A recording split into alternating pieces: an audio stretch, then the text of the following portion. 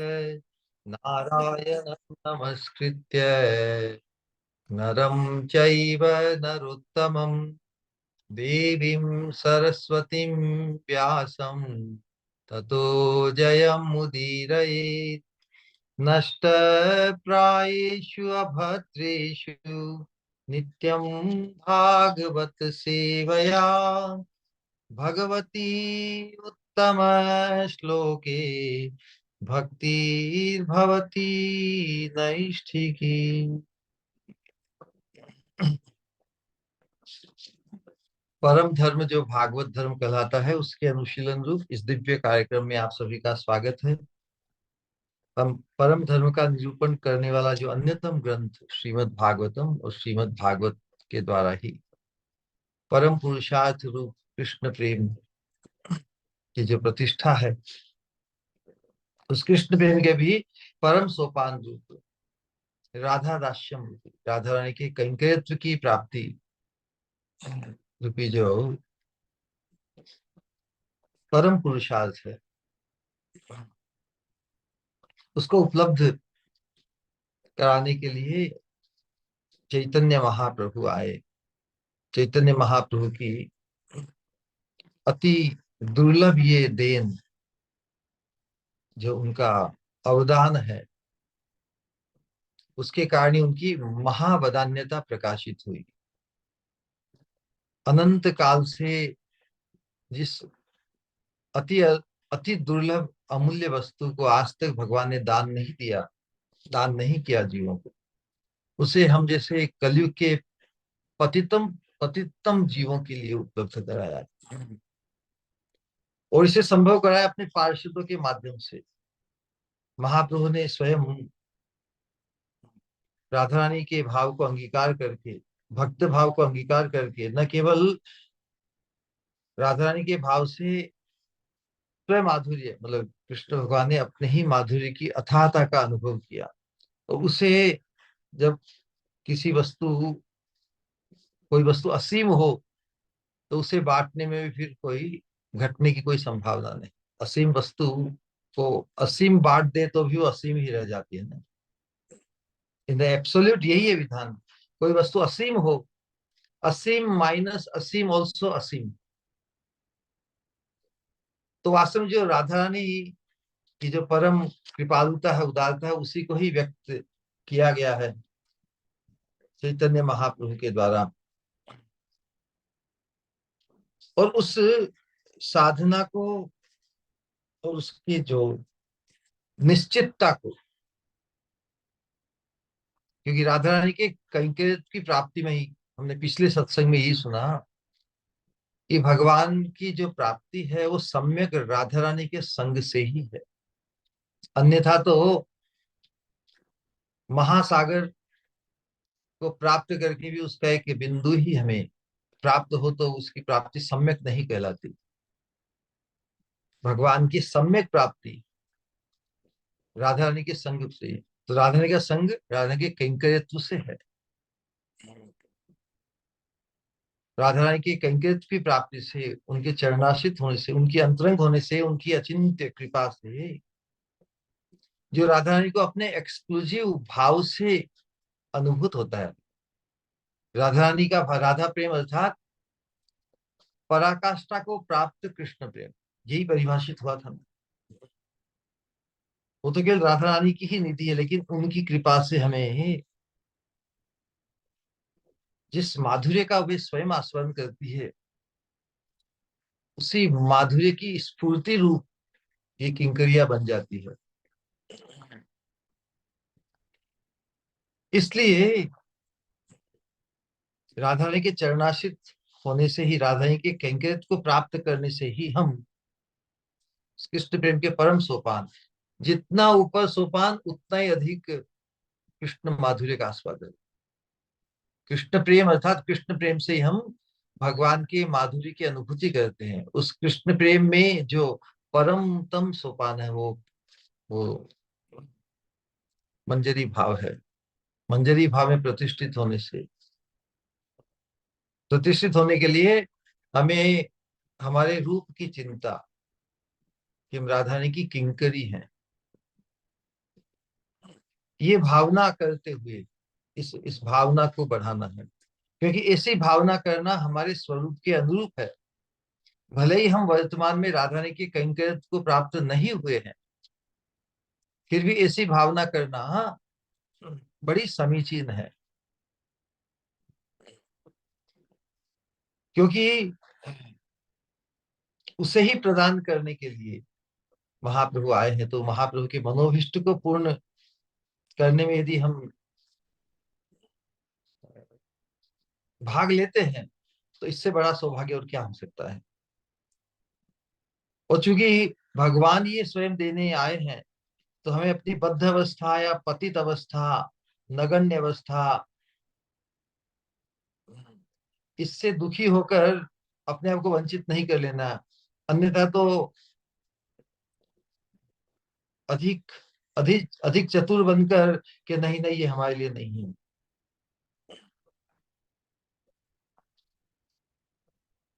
दैन्य का भाव अच्छा है, लेकिन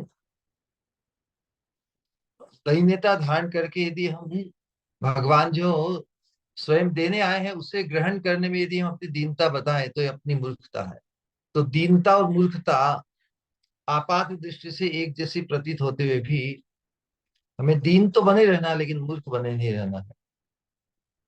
जो व्यक्ति दीन होगा या कंगाल जो अपने आप को मानेगा, तो फिर धन को प्राप्त करने का प्रयास तो करेगा ना। वो जब धन सहज आगे होके हमारे जीवन में आ रहा है, उस अथाह धन कृष्ण प्रेम का प्रवाह है, चैतन्य महाप्रभु के मनोभीष्ट को पूर्ण करते हुए उनकी परंपरा से, आचार्यों के माध्यम से हमारे जीवन तक आया है। तो वहां पर अपने आप को वंचित नहीं करेंगे कि हम अयोग्य हैं। अपनी योग्यता के विचार से बिल्कुल अयोग्य है, लेकिन जहाँ कृपा अधिकारी हमें भगवान बनाना चाहते हैं, भगवान के पार्षद, भगवान के महत्व पुरुष, उसमें पीछे हट नहीं होना है। और रागानुगा भजन वास्तव में कृपा साध्य ही है। हमें तो इस जो कृपा का प्रवाह आ रहा है उसमें अपने आप को अवगाहन करना है, अपने आप को उसमें उतरना है, उसके लिए अपने आप को तैयार करना है, हामी भरनी है सब समय, ऑल टाइम, फुल्ली रेडी, उसके लिए पूरा तैयार रहना है। हम योग्यता अयोग्यता का विचार करते हुए तो फिर अपने आप को खो देंगे।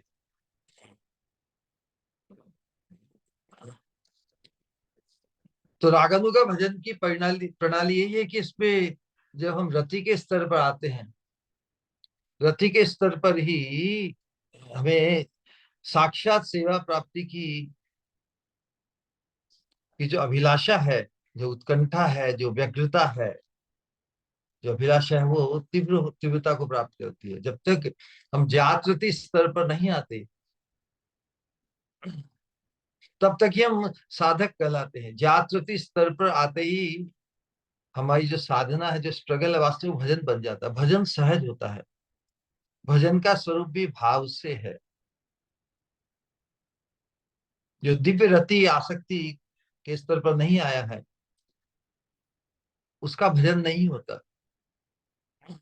उसके पहले का जो भी हमारा प्रयास है वो साधन कहलाता है, साधनता स्ट्रगल।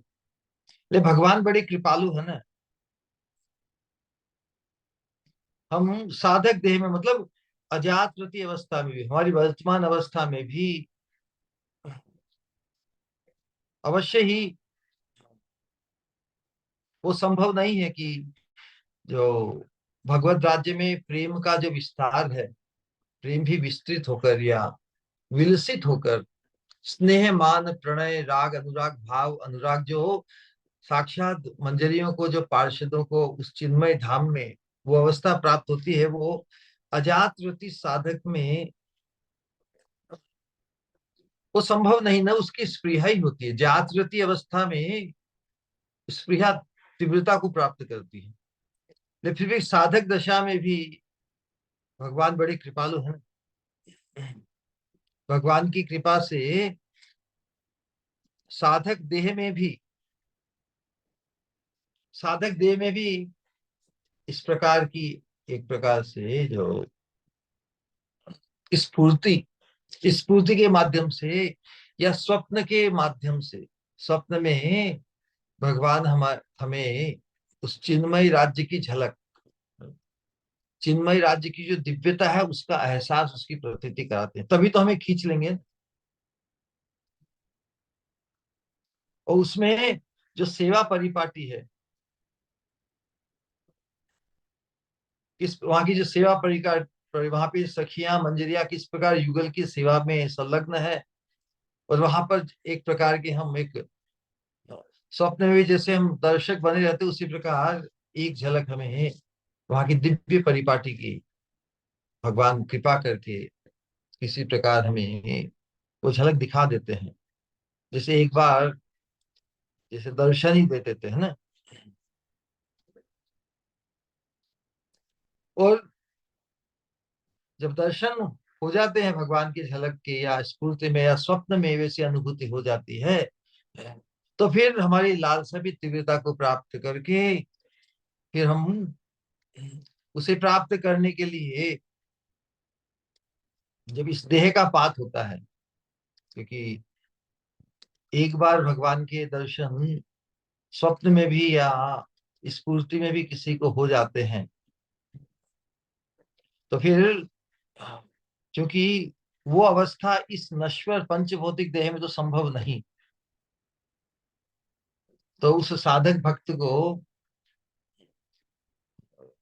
देहपात के बाद में, है ना,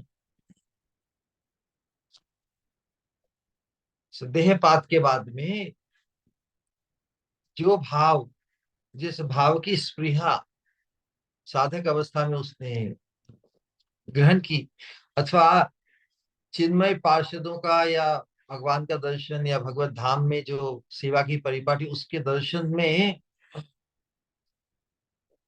अपनी जिस सेवा की भावना साधक व्यक्त करता है या आकृष्ट होता है, उसी सेवा भावना के अनुरूप तद भाव भावित, जिस भाव के प्रति आकृष्ट हुआ उसी भाव के अनुरूप इस मंजरी भाव की उपासना विशेष रूप से गोपी का देह, गोपी का आकृति, है ना, मंजरी रूप, जो वास्तव में चिन्मय रूप होता है, मंजरी रूप की उसे प्राप्ति होती है। किस प्रकार से कि भगवान की जो योग माया है, योग माया के संचालन में अनंत ब्रह्मांडों में भगवान की जो प्रकट लीला प्रकाशित होती है ब्रज में, प्रत्येक ब्रह्मांड में एक पृथ्वी है, प्रत्येक पृथ्वी में एक ब्रज मंडल है जहां पर भगवान की लीला चक्रवात की तरह चलती रहती है।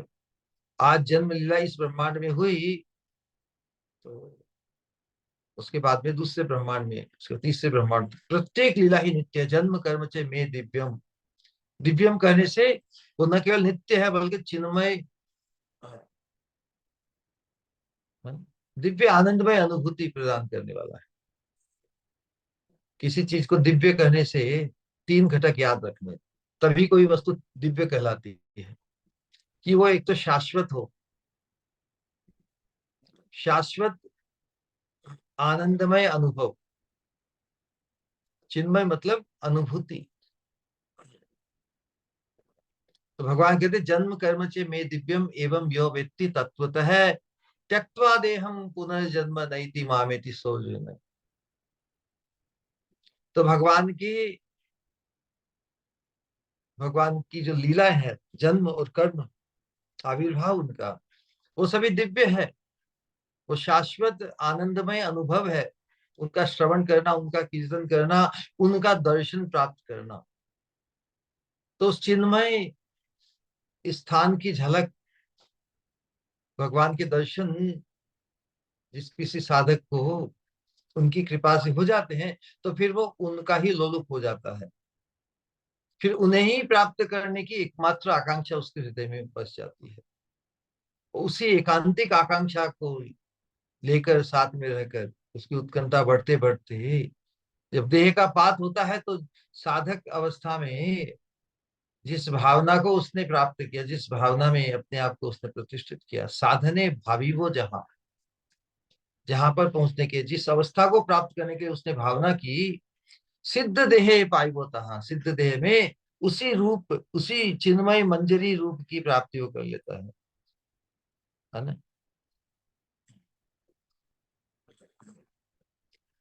तो जहां वृंदावन लीला प्रकट होती है ना, यहाँ पर भगवान अपने पार्षदों के साथ लीला का विस्तार कर रहे हैं, तो वहीं पर भगवान कृष्ण के आविर्भाव के समय एक गोपी का देह में, एक गोपी का गर्भ से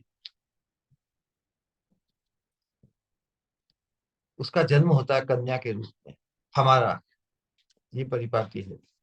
यदि में राधा रानी के कैंकर्य को प्राप्त करना है, तो जहाँ राधा रानी, राधा श्याम सुंदर प्रकट लीला जिस ब्रह्मांड में, जिस पृथ्वी पे हो रही है, वहां पर हमें ट्रांसफर कर दिया जाता है, और गोपी का देह से, गोपी का गर्भ से हमारा जन्म होता है।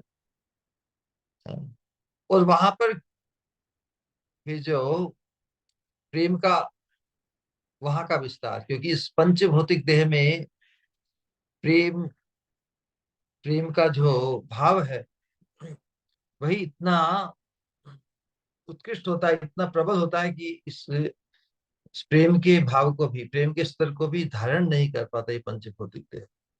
इसलिए भाव अवस्था में ही प्राय है देहपात हो जाता है साधक का, उस साधने भावी वो, जहाँ उसी, उसी का ही ट्रांसफर, उसी भाव में, उसी भाव का जो गुण है, प्रादुर्भाव इस गोपिका कन्या मंजरी रूप में आ जाता है। और वहां पर ही नित्य पार्षदों, मंजरियों, सखियों के सानिध्य में प्रेम और विकसित होकर स्नेह, है ना, स्नेह, मान, प्रणय आदि जो प्रेम के अनेक भेद हैं,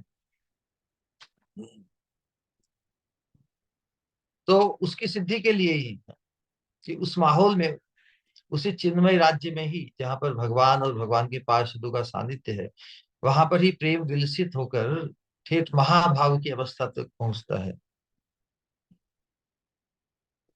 भक्ति विनोद ठाकुर ने भी बहुत से भजन गाए हैं। वृषभानुपुरे जन्म लइबो, वृषभानुपुरे जन्म लइबो, जाबटे बिहा विवाह हवे। वृषभानुपुर अर्थात जिस गांव में राधा रानी का वास है ना, वृषभानुपुर जहाँ राधा रानी रहती है, वहां पे मेरा भी जन्म होगा, तो राधा रानी का जो जो पीहर है वही हमारा पीहर होगा। और जहाँ पे राधा रानी विवाहित हुई, जावटे विवाह हो गए, जहाँ पे राधा रानी का विवाह हुआ, वहां पर हमारा भी किसी गोप से विवाह होगा, सो देट हम राधा रानी की चिर संगिनी बन सके। जब राधा रानी पीहर जाए हम भी पीहर जाए, और जब राधा रानी ससुराल में आए तो हम भी ससुराल में आए, और जब राधा रानी बाहर आवे तो किसी बहाने हम भी, हमारी सेवा परिपाटी इस प्रकार स्थापित हो कि हम राधा रानी की नित्य संगिनी बनकर रह सके।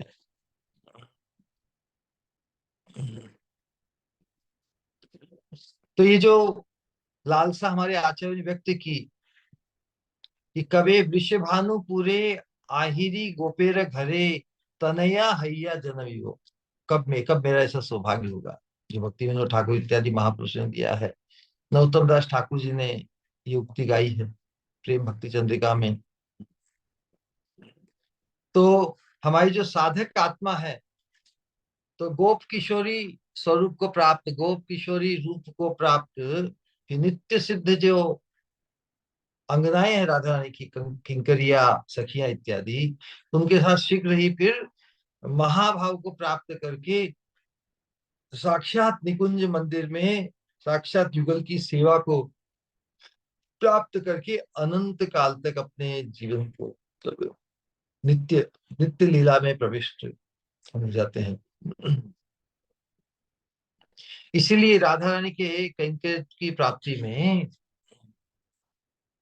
जो परम आश्चर्य में रसमयी गति, जो हमारे शाश्वत स्वरूप के अनुरूप, और विशेष रूप से मंजरी भाव के अनुरूप, जो युगल के चरणारविंद की, युगल के युगल माधुरी का आस्वादन करते हुए उनके चरणारविंद की सेवा, सेवा रस का जो सौभाग्य है, वो इन किंकरियों को प्राप्त होता है।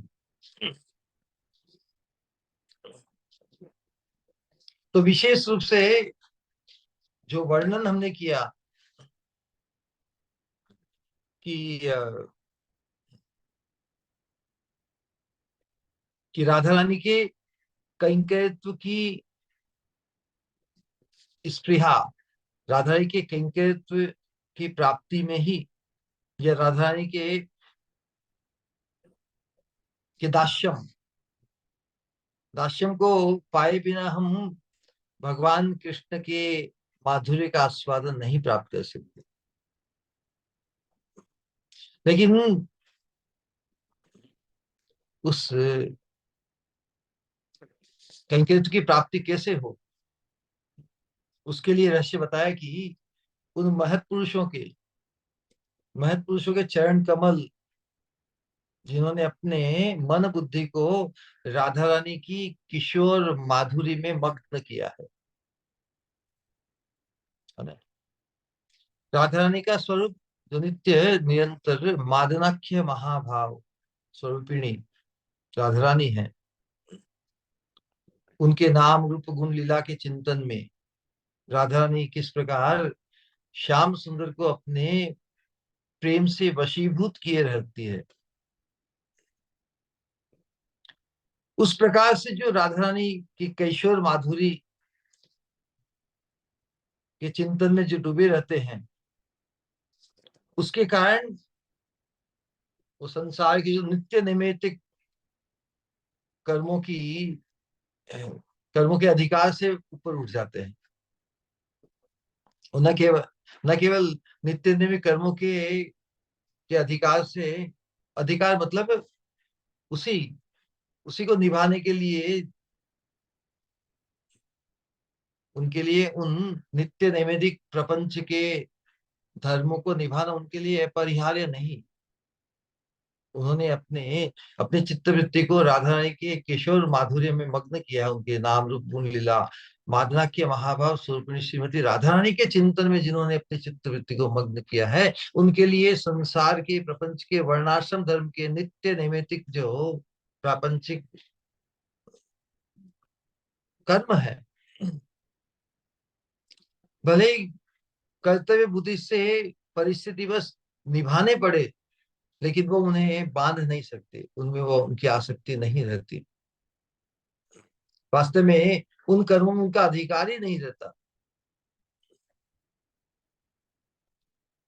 और न केवल, और उतना ही नहीं बल्कि जो वैधि भक्ति है, वैधि भक्ति में जो गति है क्या है, वैकुंठ गति।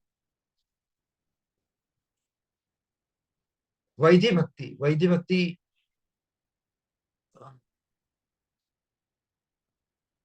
के अंतर्गत जो भगवान के प्रति अपने जीवन को, जिसे भगवत उपासना कहते हैं ना, गीता में भगवान कहते हैं यत करोसि यद अश्नासि यद जुहोसि ददासि यत यत तपस्यसि कौन्तेय तत्कुरुषु मदर्पणम कृष्णार्पणम अस्तु। ये जो भागवतीय धर्म है, उसमें भी उनकी रुचि नहीं होती, क्योंकि उनकी मति तो दिव्य रति दिव्य रति को प्राप्त हुई है युगल चरणारविंद की निकुंज मंदिर की सेवा में। तो वैधि भक्ति जो वैकुंठ गति प्रदान करती है, वैकुंठ के प्रति भी उनकी कोई रुचि नहीं। तो नित्य नैमित्तिक कर्मों में उनका कोई आकर्षण नहीं, उन्हें है वैधि भक्ति वैकुंठ प्रदायिनी, उसमें उनकी रुचि रहती है। क्योंकि जो परम आश्चर्यमय गति जो राधा दास्य भाव में जिन्होंने अपने आप को डुबोया है, उनके लिए तो परम सौभाग्य रूप, परम आश्चर्यमय विचित्र रसमय राधा रानी के चरणों की कैंकर्यत्व की प्राप्ति, जिसमें न केवल युगल के माधुर्य का आस्वादन बल्कि एक्सक्लूसिव सेवा सौभाग्य, ये अद्भुत रसमयी गति, सर्व आश्चर्यमय रसमयी गति को प्राप्त करते हैं राधा रानी के कैंकर्यत्व की को प्राप्त करते हैं। तो ऐसे महापुरुषों की चरण रज, उनके आश्रित होने से, उनकी करुणा से, उनके चरण रज की करुणा को यदि हम अंगीकार करें, करुणा को हम प्राप्त कर कैसे करेंगे?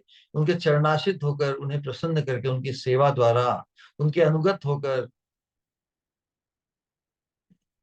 तो उनकी जो कृपा है, उनकी कृपा हमारे हृदय में भाव रूप में संक्रमित होगी। उनके हृदय का जो भाव है, वो किंकरी भाव हमें भी प्राप्त होगा। तो इसलिए इस मंजरी भाव की उपासना में, जिन्हें हम मंजरी रूप में या मंजरी भाव में भासते हैं, जो हमें मंजरी भावापन्न भासते हैं, उनके चरणाश्रित होकर हम उस परम आश्चर्य में रसमयी गति को प्राप्त कर सकते हैं। तो इतना दुर्लभ जो सौभाग्य बताया है, दुर्लभ, अति दुर्लभ होते हुए भी उन महत् पुरुषों के चरणाश्रित होने से परम सुखमय, परम आश्चर्यमय, रसमयी गति को हम प्राप्त कर सकते हैं। इसमें उस गति को प्राप्त करके हम परम कृतार्थ हो जाएंगे, परम कृतार्थ हो ही जाएंगे, ये सुनिश्चित, इसमें कोई संशय ही नहीं रहना चाहिए। जिस चीज में संशय रह जाता है किंचित मात्र भी, तभी हमारी जो निष्ठा है डावाडोल होने लगती है। क्योंकि हमने जिनके अनुगत्य में अपने आप को, हमने जिनके अनुगत्य को अंगीकार करके हम जिनके आश्रय में हम आगे बढ़ रहे हैं, वो उस दिव्य संपदा से संपन्न है। वो साक्षात नित्य सिद्ध मंजरीगण है, जिन आचार्यों के भावों को, इस भाव को का हम अनुशीलन कर रहे हैं। वास्तव में तो हम अनुगत्य किनका कर रहे हैं? नित्य सिद्ध मंजरियों का ही कर रहे हैं अनुशीलन। और वर्तमान में हम जिन महत् पुरुषों के अनुगत्य में सत्संग करते हैं, उनको भी हम अपने भावना से मंजरी रूप में ही अनुभव करें, इसी प्रतीति को उपलब्ध करें। क्योंकि हमारा जो अनुगत्य है किंकरियों का ही है। आपात दृष्टि से महत् पुरुष हमें पुरुष रूप में व्यक्त हो, लेकिन वास्तव में वो भाव से मंजरी ही है। तो हमारा जो अनुगत्य है वो मंजरियों का ही है। उनके ही हम शरणागत होकर, उनके ही अनुगत्य में रहकर, उनकी ही चरण कृपा प्राप्त करके ही हम इस महाप्रभु के मनोभीष्ट को पूर्ण करने में, या महाप्रभु के मनोभीष्ट को अपने जीवन में चरितार्थ करने में सफल होंगे, अवश्य सफल होंगे। तो मंजरी गणों की कृपा, चरण कृपा को प्राप्त करके ही हम राधा दास्यम को प्रदान करने वाला मंजरी रूप या मंजरी भाव को उपलब्ध कर सकते हैं। तो राधा रानी की दास्य की प्राप्ति की आशा में, जो राधा रानी के चरणों की सेवा में निष्ठ जो महत्पुरुष है, उनकी कृपा प्राप्ति अपरिहार्य, इंडिस्पेंसिबल। उनकी कृपा प्राप्त किए बिना, अर्थात कृपा कैसे कोई प्राप्त करेगा? उनके चरणाश्रित होकर, उन्हें प्रसन्न करके, उनके अनुगत्य को स्वीकार करके, उनके चरणों में अपने आप को नतमस्तक करते हुए। तो जो राधा रानी के चरणों में निष्ठा को प्राप्त जो महापुरुष है, उनकी निष्ठा भी अद्भुत बताई गई है। तो लेकिन बहुत बार उनकी जो गतिविधि होती है, इस प्रकार जो बताया कि उनकी न केवल नित्य नैमिक कर्मों में उनकी कोई आसक्ति नहीं होती, न कोई वैधि भक्ति में उनकी रुचि होती है ना? तो ऐसा ऐसा कभी कभी लगता है साधकों को कि भाई ये जो विशुद्ध राग मार्ग है, राग मार्ग के भजन करने वाले जो वैष्णवगण हैं, वो धर्म कर्म में नहीं मानते, न माला तिलक आदि धारण करते हैं, अर्थात शास्त्रों में जो वैधि भक्ति के अंतर्गत जिन अंगों का विधान है उसे ही वो छोड़ देते। ऐसा प्रतीत हो सकता नहीं किसी को, क्योंकि जब उनकी जिनकी चित्तवृत्ति राधा रानी के माधुरी में, राधा रानी के मादनाख्य महाभाव को प्राप्त जो अवस्था है, उनके नाम रूप गुण लीला, उनका चिन्मय विलास, उसमें जिनकी जिनका चित्त लग गया है, तो बहुत बार उसी के कारण वो धर्म कर्म को बराबर नहीं निभाते, न वैदिक भक्ति के विधानों में भी उनकी कोई रुचि रहती है, तो जैसे वो उनको छोड़ देते हैं। लेकिन ऐसी बात नहीं है। ऐसा ये भ्रांति हमें कभी नहीं होनी चाहिए। जो भ्रांत लोग होते हैं वो ऐसा मान लेते हैं, फिर उनकी देखा देखी करते हैं। जैसे शास्त्र विधि शास्त्र विधि को त्याग करना ही उनके लिए जैसे राग मार्ग है, इस प्रकार का दिखावा। क्यों? हम तो रागानुगा हैं, इसलिए हम ज्यादा इन विधि विधानों और इनमें नहीं हम पढ़ते। ऐसा नहीं कि रागानुगा जो भक्त है वो शास्त्र विधि विधान को त्याग देता है, ये बात नहीं है। शास्त्र विधि विधान जो उपयुक्त है रागानुगा भजन के लिए भी, उनको नहीं त्याग कर सकते। बहुत बार जो औपचारिक धर्म होते हैं उनमें उनका आग्रह नहीं होता, लेकिन जो बहुत उपयोगी होते हैं, जिस प्रकार रागानुगा भजन और वैदिक भजन में यही तो फर्क है ना। एक तो फर्क क्या है कि जो शास्त्र की विधि, शास्त्र के शासन से जो प्रेरित होकर जो हम साधन करते हैं, उसमें शास्त्र की विधि नियमों का और बहुत ही अ, सुचारू ढंग से, बहुत ही पूरा पालन करने का आग्रह रहता है, अति आग्रह रहता है। तो जहां पर भगवान की दिव्य माधुर्यमयी लीलाओं का श्रवण करने मात्र से ही भगवान का संगी होने का या भगवत धाम, उस चिन्मय प्रेममय राज्य को प्राप्त करने का लोभ किसी के हृदय में जागृत हो जाता है, तो उसमें फिर शास्त्र के शासन की अपेक्षा नहीं रहती,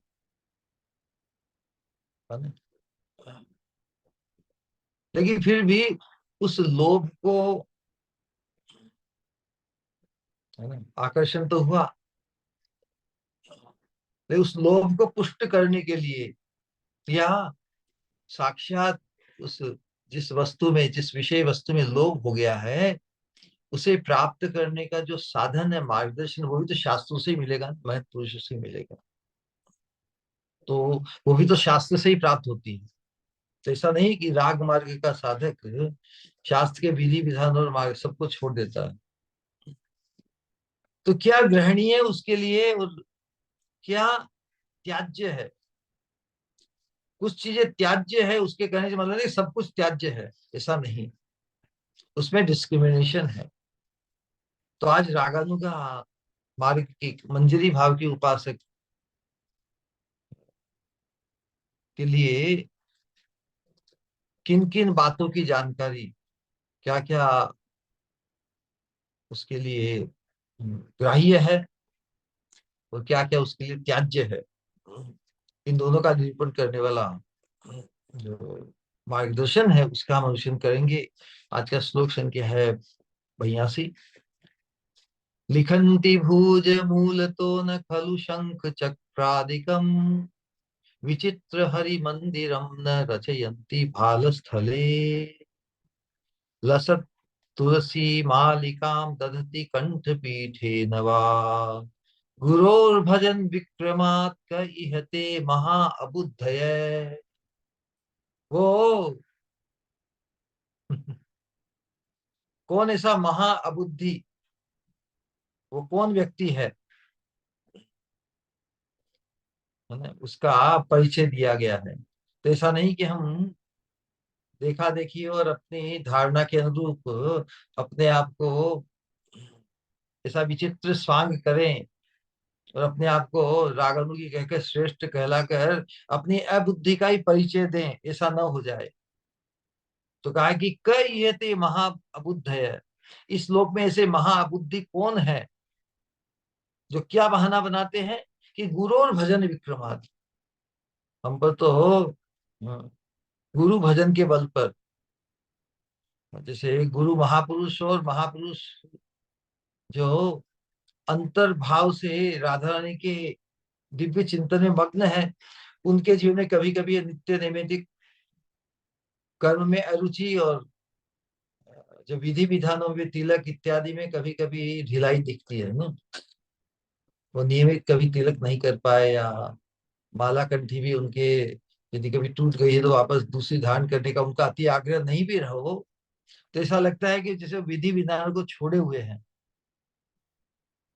तो इनकी देखा देखी करके हम भी सोच के हम भी कंठी किसी महत पुरुष के गले में कभी दया भी कोई कारण से तिलक नहीं देखा, मिट जाता है ना, फिर वो भजन में मग्न रहते, कहाँ समय पर तिलक लगाने का उनको भान रहता है। या जो धारण करते तुलसी इत्यादि, वो भी कभी कभी नहीं दिखती, तो सोचते हो ये तो बहुत बड़े महापुरुष है, इन्होंने जो तुलसी का त्याग किया है, तिलक इत्यादि का त्याग किया, तो हम भी उनकी नकल करके उस प्रकार का स्वांग करें। इसलिए बता रहे कि गुरु और भजन विक्रमार्क कहते महाअबुद्ध है। कौन ऐसा अबुद्धि अबुद्धि है जो गुरु भजन, हम कहते हैं कि गुरु भजन, हम तो गुरु का भजन करते हैं, हमको हम गुरु का जैसा देखते हैं वैसा ही उनकी देखा देखी करते हैं। उसके प्रभाव से में जो इन चीजों को त्याग देता है जानबूझकर, जो कभी कभी उससे चूक जाते हैं, वो तो अपने भाव के कारण अंतर्भाव में डूबे हैं, इसलिए उनको कभी कभी भाव नहीं भान नहीं रहता। सही बात नहीं। तो ऐसा आक्षेप यदि कोई करे, जो नित्य नैमित्तिक कर्मों के प्रति उनका आग्रह होता है ना, न कोई वैदिक भक्ति के आचरण में उनका उनकी रुचि रहती है, ऐसा देखकर उनका मतलब वैदिक भक्ति में उनका अनुराग आसक्ति नहीं होती ना, तो इसका मतलब ये नहीं कि वो वैदिक भक्ति के जो अंग हैं जिनके अंतर्गत माला तिलक धारण करना इत्यादि का वो पालन नहीं करते, ऐसा नहीं मान लेना चाहिए। इसलिए जो उनकी देखा देखी करके इस प्रकार का आचरण करते हैं, अपने आप को रागानुगी कह के, हम तो कुछ नहीं करेंगे।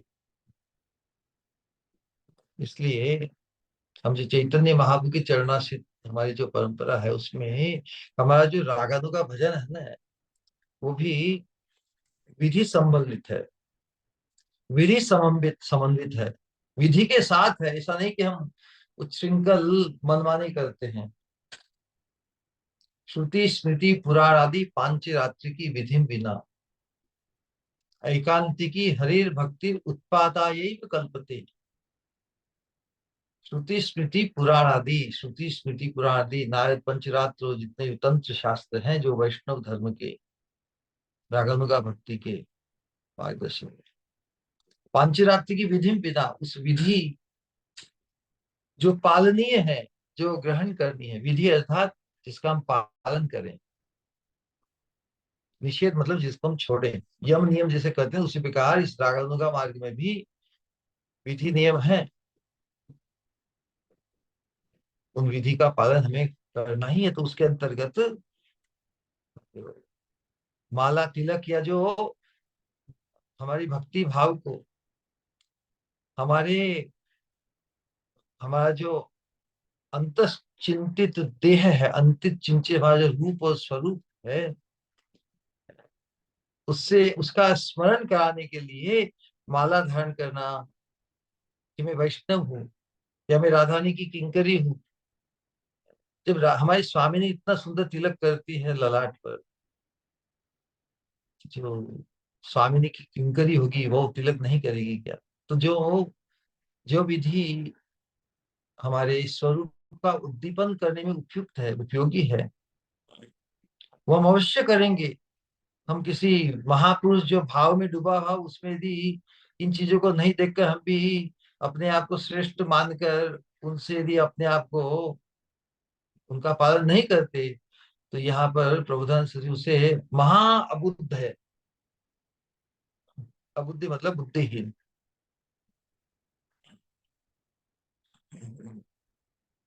क्योंकि जो लोभ की वस्तु, रागनों का मार्ग में लोभ की उत्पत्ति कैसे होती है? कथा के श्रवण करने से, भगवान की दिव्य लीला विलास इत्यादि, भगवान के पार्षदों का अलग अलग भाव में भगवान के साथ जो खिलवाड़ है, जो आनंद विस्तार है, उसके प्रति लोभ उत्पन्न, अर्थात उसे प्राप्त करने का साधन हम अपनाते हैं। तो साधन का भी निरूपण शास्त्र में ही हुआ है ना। साधन क्या मन घड़त अपनाएंगे?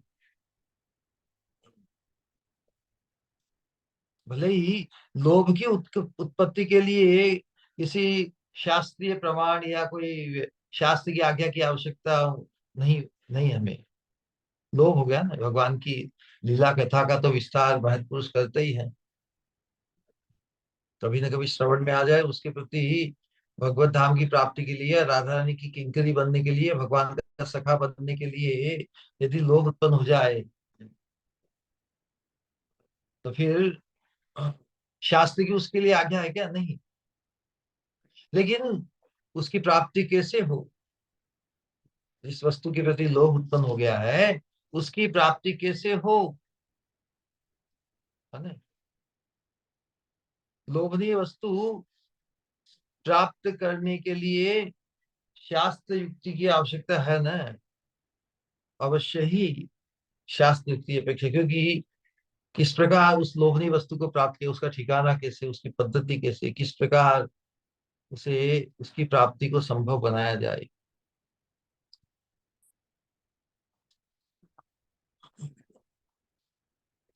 तो रागानुगा भक्ति में भी कुछ विधि विधान है, शास्त्रों के मार्गदर्शन है। आनुकूल्य संकल्प, अनुकूल वस्तुओं को ग्रहण करना है। प्रतिकूल्य वर्जनम, ये जो एक साधारण साधक के लिए है ना, अनर्थों को छोड़ना और सदाचार को अपनाना। असत्संग छाड़ी यही वैष्णव आचार्य, ये बताया ना कि असत्संग को त्याग करना है और सत वस्तु, शाश्वत वस्तु के अनुशीलन को अपनाना है। ये साधारण जो विधि निषेध की बात बताई है। रागनों का मार्ग में भी कुछ विधि निषेध है, जो अनुकूल है हमारे भाव को पुष्ट, किंकरी भाव को पुष्ट करने के लिए जो अनुकूल साधन है, उनको अपनाना है। वो जो मंजरी भाव, भाव को, भाव के विपरीत जो साधन या जो अंग है, भले ही वो भक्ति अंग के अंतर्गत ही है, 64 भक्ति अंगों के अंतर्गत ही उनका विधान है, फिर भी जिस भाव को हम पुष्ट करना चाहते हैं, उस भाव के वो विपरीत होने से उनको उनको त्यागना है। साधारण स्तर पर जो विधि निषेध है, आनुकूल्य से संकल्प है, प्रतिकूल्य से वर्जनम, जिनका वर्जन करना है, मतलब है जो अनर्थ है, अनर्थकारी हमारे जो आचरण, मन से, वाणी से, देह से, इंद्रियों से, उनको छोड़ना है। और जो भक्ति में हमें संलग्न करे, उनको हम स्वीकार करते हैं। लेकिन रागानुगा मार्ग में आना मतलब ऑलरेडी ही भक्त तो हो गया ना, लेकिन इस रागानुगा मार्ग में भी सिलेक्टिव अंगों को हमें ग्रहण करना है, जो भाव को पुष्ट करने वाले हैं, और जो भाव में बाधा स्वरूप माने गए हैं, उनको हमें छोड़ना है। तो ये भजनांग इस प्रकार के भजनांगों को 5 भागों में विभक्त किया है विश्वनाथ चक्रवर्ती ठाकुर जी ने। इसमें है कि एक तो स्वाभिष्ट भावमय, किनका ये विभाजन है? भजनांगों का। जैसे 64 भक्ति अंगों का निरूपण किया गया है ना, तो 64 में जो इस मंजरी भाव को पुष्ट करने वाले वो हमारे लिए ग्राह्य है। वो मंजरी भाव में जो अंतराल या मंजरी मंजरी भाव को जो पुष्ट करने के बदले रुष्ट या जो बाधक रूप है, भले ही वो भक्ति है अनुशय, लेकिन वो मंजरी भाव की उपासना में बाधक है।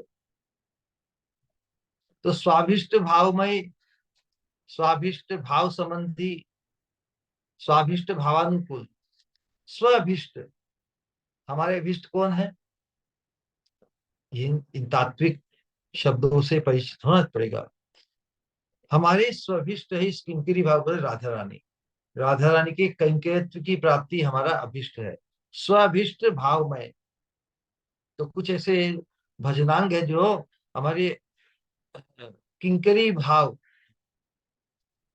भावमय है, स्वाभिष्ट भाव संबंधी है, स्वाभिष्ट भावानुकूल है, स्वाभिष्ट भाव के अविरुद्ध है, मतलब न्यूट्रल है, तो स्वाभिष्ट भाव के विरुद्ध है। तो इनसे परिचित होना बहुत आवश्यक है।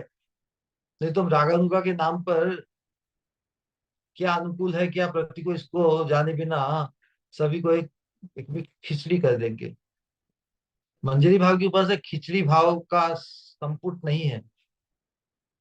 सभी सभी को हम अंगीकार करके सभी की साथ सभी अंगों को अपनाएंगे, नहीं, ऐसा नहीं। स्पेसिफिक जो अनुकूल है उनको ही, जो प्रतिकूल है उनको तो त्यागना ही है। तो भगवान के प्रति कोई दास्य भाव में, कोई सख्य भाव में,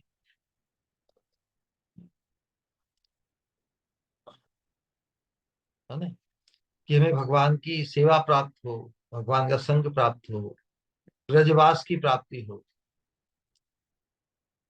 ब्रजवास करना ये भी तो 64 भक्ति अंगों का एक है ना।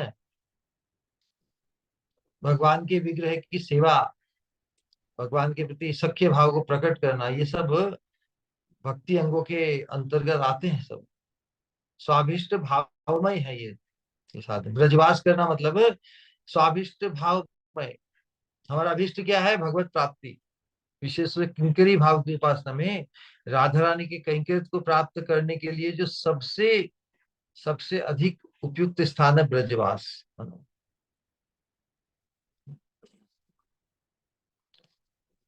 तो ब्रजवास की प्राप्ति न केवल साधन है बल्कि साध्य भी है। यदि कोई नित्य ब्रजवास को प्राप्त करता है उसे अभिष्ट सिद्धि अवश्य हो जाएगी। नित्य ब्रजवास की प्राप्ति को उपलब्ध कोई करता है तो जिससे उसका प्रयोजन ही सिद्ध हो गया, क्योंकि जिसका ब्रजवास सफल होता है, इसका एक साधक का अंतिम, इस देह में प्राण अंतिम यदि ब्रज में रहते हुए निकलते हैं और ब्रजवास की निष्ठा को यदि वो प्राप्त है तो उससे तो सिद्धि उपलब्ध हो गई। वो तो भगवान का पार्षद, भगवान के धाम में उसकी नित्य गति प्राप्त हो गई।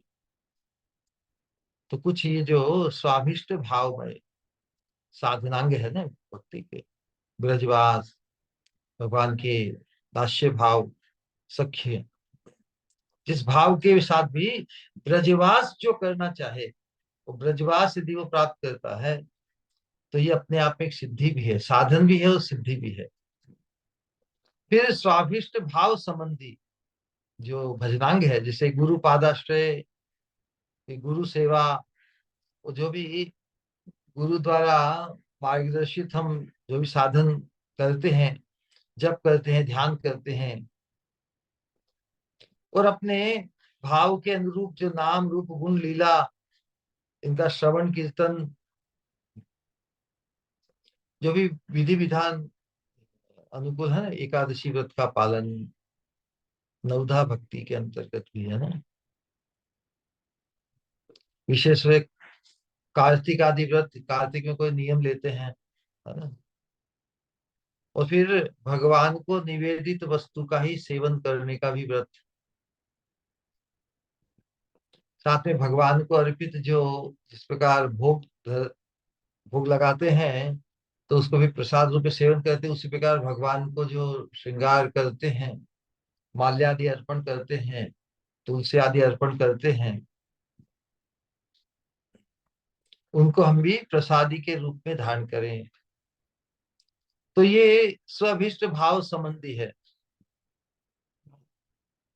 इन सब का अपने अभिष्ट भाव से संबंध है ना। हमारा जो वर्तमान में जिसकी हम चर्चा कर रहे हैं, स्वाभिष्ट भाव हमारा क्या हुआ? मंजरी भाव।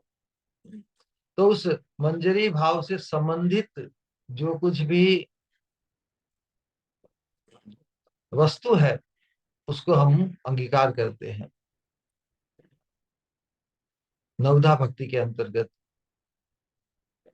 गुरु पादाश्रय, गुरु सेवा, जप, ध्यान, एकादशी व्रत का पालन, भगवान को निवेदित प्रसाद का सेवन, भगवान को पहराई हुई माला इत्यादि आभूषण।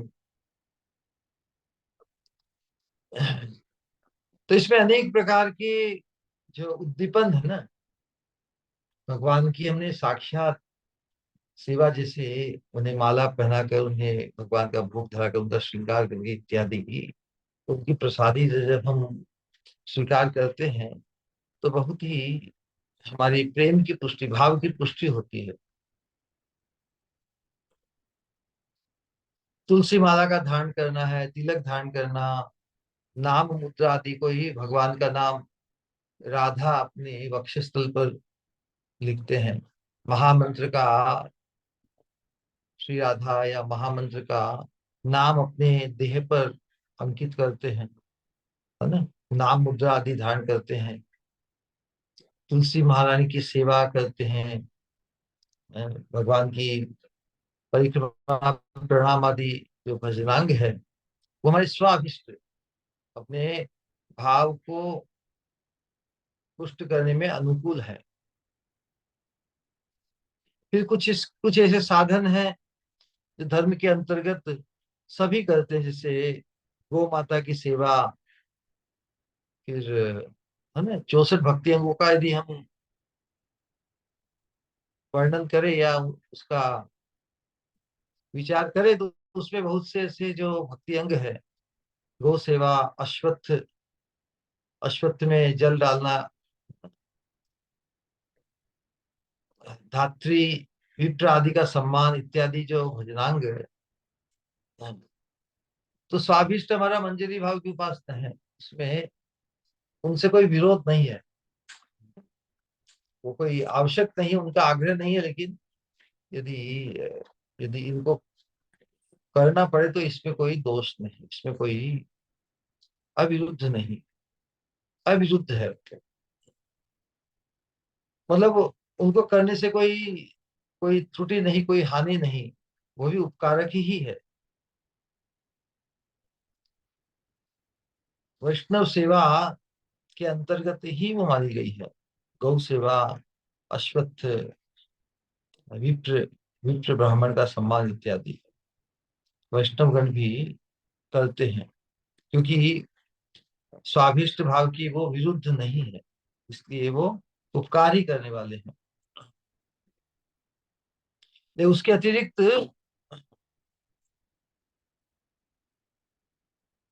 मतलब कर्तव्य रूप में भी इन साधन अंगों का आचरण हम कर सकते हैं। कर्तव्य रूप में भी, ऐसा नहीं कि रागानुगा, हम रागानुगा इसलिए कि गौ की अवज्ञा करेंगे, अश्वत्थ की, विप्र आदि का सम्मान नहीं करेंगे, कि वो तो उस स्तर पर है नहीं, अपने आप को श्रेष्ठ स्थापित करने के लिए उनकी अवज्ञा नहीं करेंगे, बल्कि कर्तव्य मानते उनका भी हम सम्मान करेंगे। फिर कुछ ऐसे अंग है अहंग्रहोपासना, आत्मचिंतन में सोहम शिवोहम जो करते हैं, इस प्रकार की जिनकी साधना है, उसमें अपने आप को बड़े चतुर मानते हैं। सोहम शिवोहम में भले वो शिव जी का ध्यान करे अथवा भगवान का ध्यान करे, उसमें अपने आप को ही उसी भाव में अपने आप का चिंतन करते हैं। सोहम शिवोहम सोहम, ये अहम ग्रहोपासना। फिर न्यास मुद्रा, द्वार का ध्यान, बहुत से लोग लक्ष्य तो करते हैं कि मंजरी भाव की उपासना, लेकिन उनको अभी भी बड़ी स्पृहा होती है कि हम द्वारका जाएं, और द्वारका में वहां पर जो द्वारका ध्यान में फिर द्वारका के जो मुद्रा और जो जो उसको धारण करें। द्वारका का भाव है ना चतुर्भुज भगवान के, द्वारकाधीश का, महिषियों का ध्यान, महिषियों का सौभाग्य है ना, रुक्मिणी आदि जितने महिषार रूप है। उसी प्रकार यदि मैं ब्रजवास की निष्ठा में परिपक्व होना है, वहां द्वारका में हमारा क्या काम।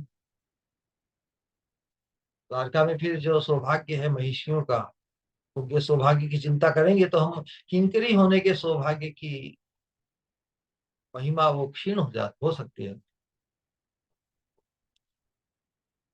तो ये जो स्वाभिष्ट भाव के जो प्रतिकूल है, तो हम किंकरी भाव के राग मार्गी साधकों के लिए ये त्याज्य है। इसीलिए जब ये माला तिलक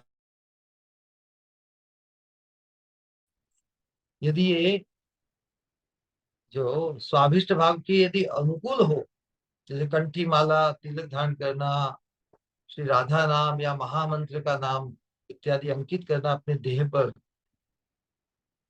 ये तो अनुकूल, स्वाभिष्ट भाव के अनुकूल होने के नाते ये तो परम वांछनीय है। इन्हें आवश्यक मानना चाहिए। इन्हें अनावश्यक मानकर इनका त्याग नहीं करना चाहिए, मूर्खता बस।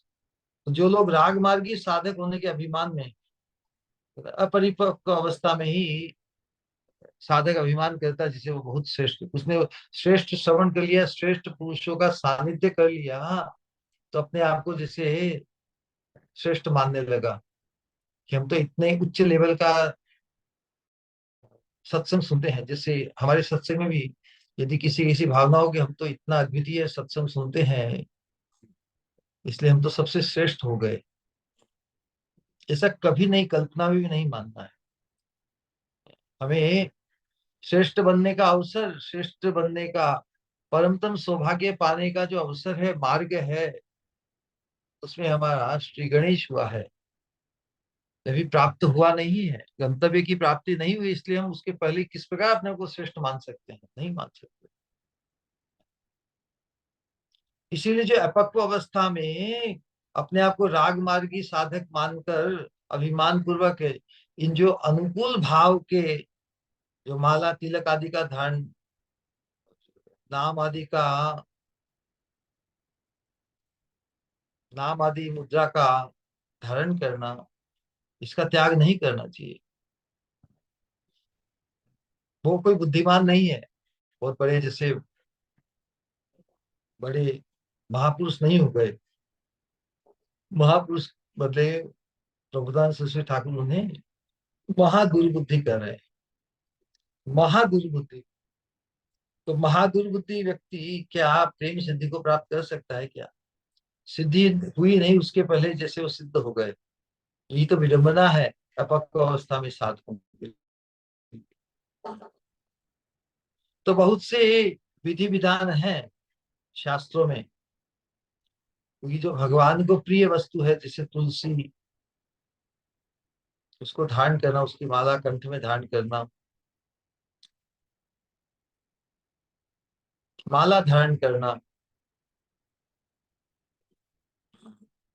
क्योंकि जिसे माला प्राप्त होती है ना, हम जब माला करते हैं, माला की महिमा शास्त्रों में जबरदस्त बताई है।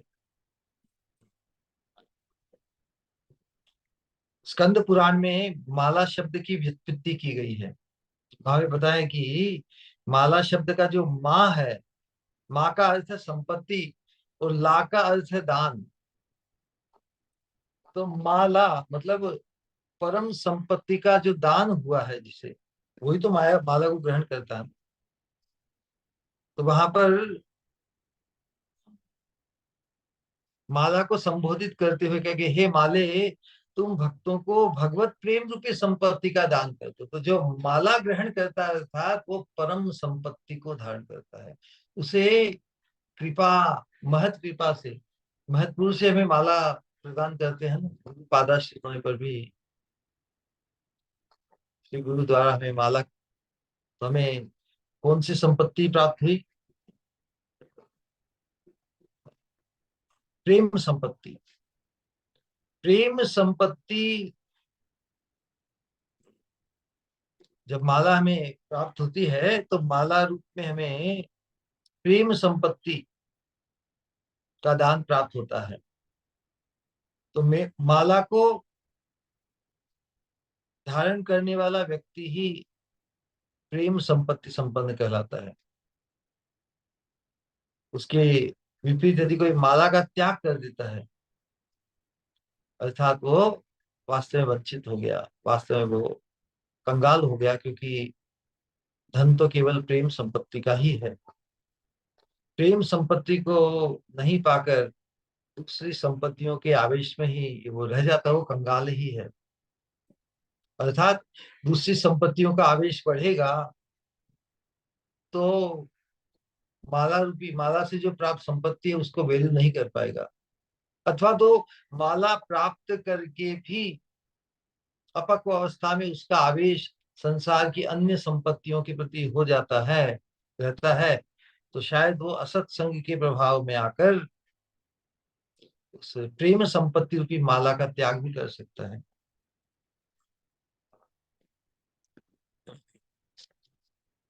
तो बहुत से विधान शास्त्रों में भक्तों को प्रोत्साहित करने के लिए विधि निषेधात्मक उपदेश है कि इन चीजों को अंगीकार करने से ये लाभ होता है, इन चीजों को त्याग करने से नरकवास होता है। अनेक प्रकार के वैष्णव तिलक, पूर्ण तिलक,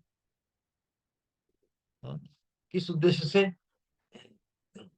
सभी इस, मैं भगवान का सेवक हूं ना, तो इस सेवक भाव को नित्य जागृत रखने के लिए नित्य ही हमें नियमित रूप से ऊर्ध्वपूर्ण तिलक धारण करना चाहिए, है ना। तो उसी प्रकार हमारी भक्ति भाव को पुष्ट करने वाले जो मुद्रा या जो अंकित हमारे शरीर पे करते हैं, तो जिस भाव को हम प्राप्त करना चाहते हैं, निकुंज मंदिर, ब्रज के निकुंज मंदिर में युगल माधुरी, युगल चरणारविंद की सेवा, तो वहां पर वंशी का चिन्ह या जो मधुर लीला का उद्दीपन हमें कराए, स्मृति करावे, इस प्रकार के चिन्ह को अंकित करने से हमारी जो स्वाभिष्ट भाव पुष्ट होता है, हमारे लिए मंजरी भाव को पुष्टि प्राप्त होती है।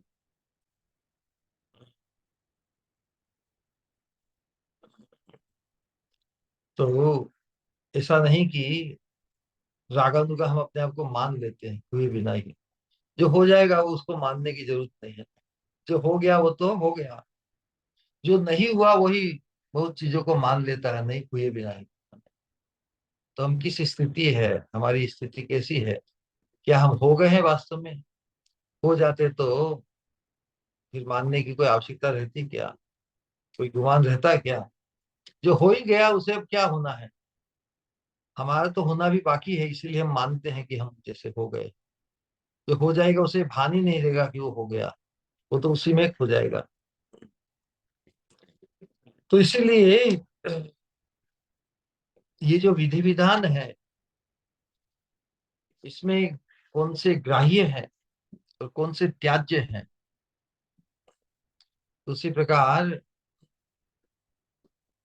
हमारी जो उपासना है वैष्णव धर्म की या भक्ति मार्ग की, कृष्ण प्रेम जो परम प्रयोजन है, उस कृष्ण प्रेम के भी परम सोपान रूप मंजरी भाव की उपासना में भी हमें विश्लेषण, we have to be discriminative, कि कौन सी भक्ति के अंग हमारे लिए अति आग्रह पूर्वक उन्हें हम अंगीकार करें, और कुछ भक्ति अंगों का हम आग्रह पूर्वक त्याग भी करें। यही फर्क है। त्याग भी हम उन भक्ति अंगों का करेंगे जो दूसरे साधकों का जो स्वाभिष्ट है। किसी का द्वारका भाव हो तो उनके लिए फिर द्वारका के संबंध के जो इत्यादि नाम आदि या शंख चक्र गदा पद्म धारण करना, महिषी ध्यान इत्यादि जो साधन है उनको अंगीकार, उनके लिए उनके स्वाभिष्ट को पुष्ट करने वाले हैं, है ना। लेकिन हम जिस भाव में आगे बढ़ना चाहते हैं उस भाव की अनुकूल और प्रतिकूल भक्ति अंगों को हमें पहचानना होगा, है ना। तो तो ये जो भक्ति के अंग हैं इनकी अवहेलना न हो। और क्योंकि हम जो भी अजात रति अवस्था में हैं, तो जो जात रति अवस्था में है, जो भाव में डूबे रहते हैं, उनकी नकल हमें नहीं करनी, उनकी देखा देखी नहीं करनी है, बल्कि उनकी अवस्था को प्राप्त करने के लिए उनके द्वारा जो हमें मार्गदर्शन मिला है, क्या उन्होंने हमें आज्ञा दी क्या कि भाई हम समय पर हमारी अवस्था के कारण तिलक नहीं कर सकते, माला कभी अस्त व्यस्त हो जाती है, तो उसकी देखा देखी करके तुम लोगों को ऐसा परिचय दो कि हम तो भाव में मग्न रहते हैं। जो भाव में मग्न रहता है उसे क्या ये कहने के लिए समय मिलता है क्या? वो कहने ढिंढोरा पीटता है क्या बाजार में कि मैं भाव में मग्न हूँ इसलिए मैं तिलक इत्यादि नहीं कर पाता समय पर, न कंठी माला का भी भान नहीं रहता कि मेरे में पहनी हुई कि नहीं है। जब तक वो अवस्था प्राप्त न हो जाए हमें हमें आग्रह पूर्वक इन हमारे भाव को, स्वाभिष्ट भाव को पुष्ट करने वाले भक्ति अंगों का पालन करना ही चाहिए। यदि उसका पालन नहीं करते तो प्रभुदान कहते वो महाबुद्धि है ना। तो ऐसे महाबुद्धि अथवा महामूर्ख लोगों का इस तरह परिचय प्राप्त होता है कि जो उस अवस्था को प्राप्त किए बिना ही इन अनुकूल भक्ति अंगों को त्याग देते हैं, उनकी अवज्ञा करते हैं। तो ये एक प्रकार आक्षेप किया है प्रबोधानंद सरस्वती ने ऐसे साधकों को सावधान करने के लिए। तुम अपने आप को इतना इतना श्रेष्ठ मानते हो, कॉन्शियसली वो अनुकूल भक्ति अंगों का त्याग करते हैं, उनको महाबुद्धिमान कहा गया है। लेकिन दूसरी ओर हम देखते हैं कि जो बहुत से महत्व जातरती अवस्था को प्राप्त है, भाव अवस्था को भगवान राधा रानी के दिव्य चिंतन में कैशोर माधुरी मई और मादना के महाभाव के द्वारा जिस प्रकार वो श्याम सुंदर को वशीभूत किए रहती है, और उसी माहौल में मंजरी रूप में सेविका के रूप में जो अपना चिंतन करते हैं चिन्मय राज्य में जातरती साधकों के लिए, तो उस अवस्था में उनके देह पर, उनके जीवन में यदि माला तिलक आदि यदि वो धारण न करे सपोज, तो उनकी अवस्था को यदि हम भाप जाते हैं तो उन्हें वास्तव में वो तो बहुत उन्नत उन्हें मानेंगे। उनका हम विश्लेषण, उनके ऊपर जजमेंट, हम उनके देह पर माला है कि नहीं, तिलक बराबर लगाया कि नहीं, उसको देखकर उनको हम जज नहीं करेंगे, बल्कि उससे तो महद अपराध हो जाएगा। हम उनकी दिव्य, हम अपने लिए ये चीज, ये जो मार्गदर्शन है हम अजात वृत्ति साधकों को सावधान करने के लिए है। ये हमारी इतनी बुद्धि उन्नत हो जाए कि हम किसी श्रेष्ठ जातृति साधक महात्मा को भजन में डूबे हुए अवस्था में देखकर उनमें यदि ये आपात दृष्टि से कि भाई माला नहीं पहनी है, तिलक भी बराबर नहीं है, इसको देखकर हमें उनकी उन्नत अवस्था का ही बोध हो, न कि उनमें दोषारोपण, दोष दृष्टि हो। तो अपक्व अवस्था में व्यक्ति यही है ना कि वो तो मैं तो पक्का भक्त हूँ, मैं तो बराबर समय पर माला धारण करता हूँ, माला करता हूँ, तिलक करता हूँ इत्यादि इत्यादि। तो महत पुरुषों में भी यदि उसकी बुद्धि अपने स्तर की होगी तो महद अपराध हो जाएगा ना। लेकिन जो जिसकी परिपक्व बुद्धि है, ऐसे महत पुरुषों को देखकर उनकी माला तिलक आदि यदि वो धारण नहीं करे, तब भी उनको राधा रानी की एकांतिक भक्ति निष्ठा में वो डूबे हुए, वो महापुरुष है, महाबुद्धिमान, उनको समझना होगा। क्योंकि अपने अभिष्ट, हमारा अभिष्ट भी वही है ना जो उनका अभिष्ट, उनका अभिष्ट क्या है? स्वामिनी के चरणारविंद की सेवा की प्राप्ति, उसके चिंतन में जो डूबे हुए हैं तो अपने अभिष्ट में परम आवेश के वशीभूति इनके बाहरी आचरण में तिलक माला इत्यादि का धारण नहीं दिखता, तो उनमें दोष नहीं, उन्हें कोई दोष नहीं। वो यदि तिलक कंठी धारण नहीं करे तो उन्हें कोई दोष नहीं, लेकिन हमें, हम उनमें दोष देखे तो हम दोष पूर्ण हो जाएंगे, उन्हें कोई दोष नहीं लगता। तो उनके प्रति ही हमारे मन में यदि दोष बुद्धि आ जाए या अवज्ञा बुद्धि आ जाए, दोष दर्शन अवज्ञा यदि हो जाए तो बहुत भयंकर वैष्णव अपराध हो जाता है। इसीलिए हमारे स्तर पर हम जो साधारण साधक हैं उनके लिए सभी अंग जो अनुकूल है, स्वाभिष्ट के जो अनुकूल जितने भी अंग है उनको हम निष्ठा पूर्वक धारण करें।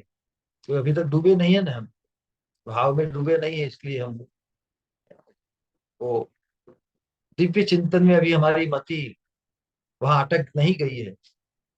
पुनः पुनः बाहर आती तो बाहर के माहौल, त्रिगुणात्मक जगत का जो परिवेश है उससे अपनी रक्षा करने के लिए हम जिस स्वाभिष्ट भाव है, मंजरी भाव को पुष्ट करने के लिए जो अनुकूल भक्ति अंग है, तिलक माला इत्यादि, उनको है यदि हमें अवश्य ही उनको स्वीकार करना चाहिए, तो हमारे लिए अनिवार्य है ना। तो यदि हम उनका त्याग कर देते हैं अपने आप को श्रेष्ठ मानने की इच्छा से, तो ये हमारे लिए ही दोष है, हम ही हम ही उसके लाभ से वंचित रहेंगे, लेकिन जो भाव को प्राप्त है उनकी कोई क्षति नहीं। तो जानबूझकर साधक उनका पालन नहीं करता तो अपराधी है ना, क्योंकि ये पालनीय है, हमारे गुरु वर्गों द्वारा इसका मार्गदर्शन है। हम महत्पुरुषों के आनुगत्य में आए, हमने इन चीजों को अंगीकार किया है नियम से, आज्ञा से, और उच्च अधिकार में प्रतिष्ठित हुए बिना, उच्च अधिकार पाए बिना ही यदि हमने अपने आप को उच्च अधिकारी मान लिया, मान ही लेते हैं ना, ये मानना बड़ा घातक है। उच्च अधिकार को पाए बिना हमने मान लिया कि हम तो उच्च अधिकार में हैं, तो फिर इसीलिए तो अपराध करते हैं। अपराध साधक के जीवन में ज्ञान के स्तर पर होता है, जानते हुए जो पाप होता है वही अपराध मान जाता है। जो अज्ञान में अनुचित कार्य, अनुचित आचरण, अनुचित वाणी, अनुचित चिंतन होता है, उसे पाप कहते हैं ना। पाप मत करो, लेकिन जो पाप करता है उसे कहाँ भान है कि वो पाप करता है, उसे भान हो जाए कि ये पाप है, तो फिर भी पाप करे तो वो अपराध माना जाएगा। तो ये जो अपराध है वो साधकों के लिए ही, दीक्षित साधकों के लिए ही, जो दीक्षित होकर जो भगवान की सेवा में संलग्न है, हम जो कृष्ण प्रेम के परम सोपान की तरफ बढ़ने जा रहे हैं, तो जिन अनुकूल वस्तुओं को हमने समझा है, अपनाया है, उनके प्रति यदि हम अवज्ञा करते हैं अपने आप को श्रेष्ठ मानने के कारण, तो अपराध माना जाएगा। तो इसलिए आज के सत्संग में सावधान किया गया है कि हम स्वाभिष्ट भाव के अनुकूल जो भक्ति अंग हैं उनका आग्रह पूर्वक पालन करें, जिससे हमें परम लाभ की प्राप्ति हो, हम अपने परिचय में सुरक्षित रहें। जब तक भाव राज्य में हमारा हम प्रविष्ट नहीं होती हमारी चेतना, जब तक हम भाव में मग्न नहीं हो जाते, जब हमें बाहरी आवेश ही वो छूट जाएगा, अंतर राज्य में हमारी चित्र चली जाएगी, फिर ये शायद आवश्यक नहीं। फिर भी महापुरुष भी लोक संग्रह के लिए, दूसरे साधकों को लाभान्वित करने के लिए जब भी वो लोगों के बीच में आते हैं तो तिलक धारण इत्यादि, तिलक वगैरह बराबर करते हैं। जो अपने अपनी कुटिया में ही भजन में मग्न होते हैं, उस समय वो इतना ध्यान नहीं करते। इसलिए अंतर भजन में जब तक हमारा प्रवेश नहीं होता, तब तक साधारण साधक अपने आप को मानते हुए हमें जो स्वाभिष्ट भाव को पुष्ट करने वाले जो भक्ति अंग है, उनका पालन करना चाहिए। उसके अंतर्गत तिलक का धारण करना, माला का धारण करना इत्यादि जो अनेक विधि विधान है, उनको अच्छे से पालन करना चाहिए। तभी हम उस अभिष्ट को प्राप्त करेंगे, और फिर हम अबुद्धिमान बनने की बनने के बनने की जो संभावना है, उससे मुक्त रहेंगे। कोई महा अबुद्धिमान बनना चाहेगा क्या?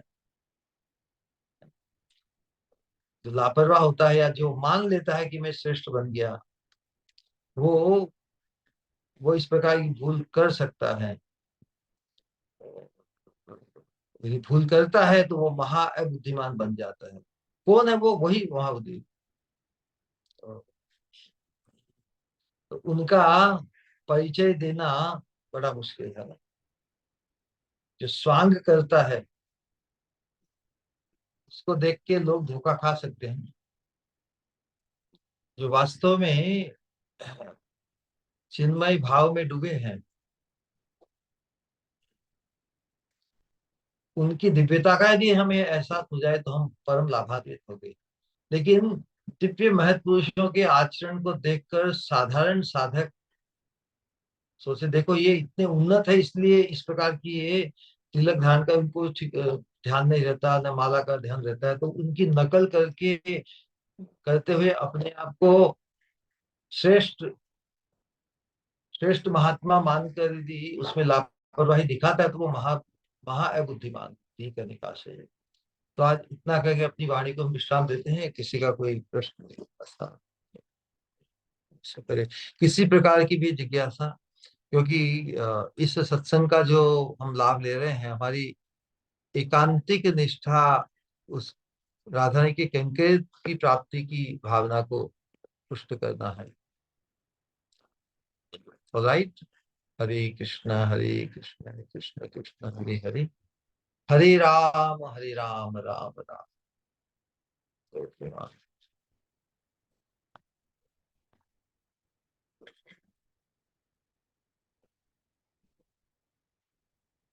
हरे कृष्णा।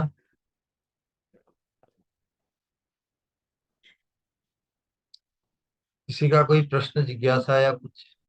अच्छा, एक हाथ उठा, किनका है? बोलो। कोटि कोटि प्रणाम श्री गुरु। बहुत ही सुंदर सत्संग। एक्चुअली एक एक बात जहाँ अंदर चित्त के अंदर डूबी डूबी हुई रहती है, या एक एक मतलब हमारी सोच जहाँ अटकी रहती है, वहां पे आप है ना बराबर उसे सुलझा देते हैं श्री गुरु। प्रश्न तो कुछ नहीं है, बस थोड़ा सा मैं कहना चाहती थी। मतलब मैंने आपके लिए कुछ लिखा है। हो पंख हो पे तोड़ आती मैं, मेरे श्री गुरु आपके दर्शन करने, दिल का हाल बतलाती मैं। ओहो पंख हो पे तोड़ आती मैं, क्यों चल रही सांसें मेरी, क्यों चल रही सांसें मेरी, इतनी पापी जीवा मेरी, जो न पा सके उच्छिष्ट आपका।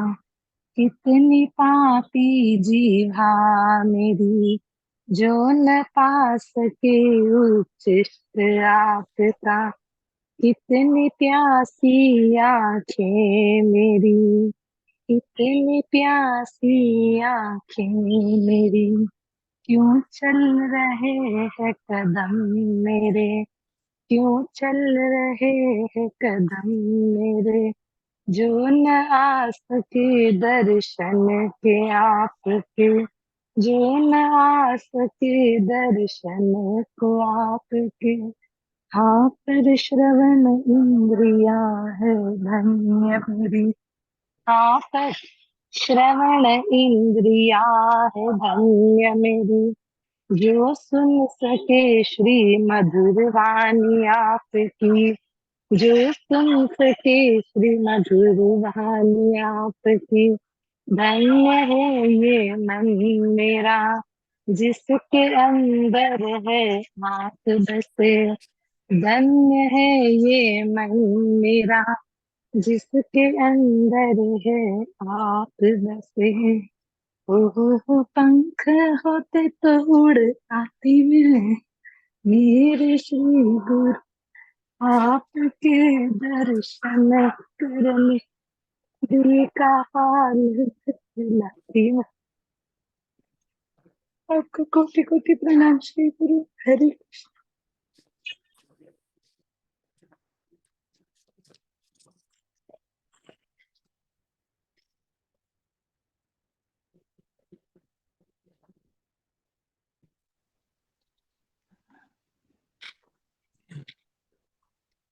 ऐसा सुना है कि सभी का दर्शन लाभ हमें होने वाला है इचलकरंजी में। सही बात है। श्री गुरु आपकी कृपा रहेगी तो आएंगे। इसमें कोई संशय है?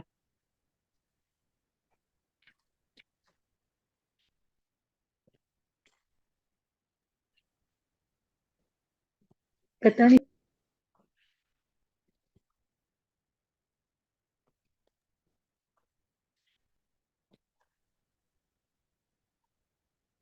शायद श्री गुरु अभी बहुत सुकृति करनी बाकी है।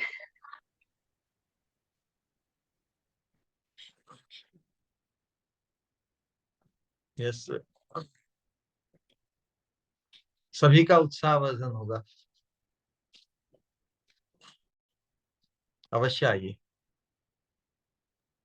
कोटि कोटि प्रणाम श्री गुरु। हरे कृष्ण। हरे कृष्ण। स्वामिनी मतिरस्तु।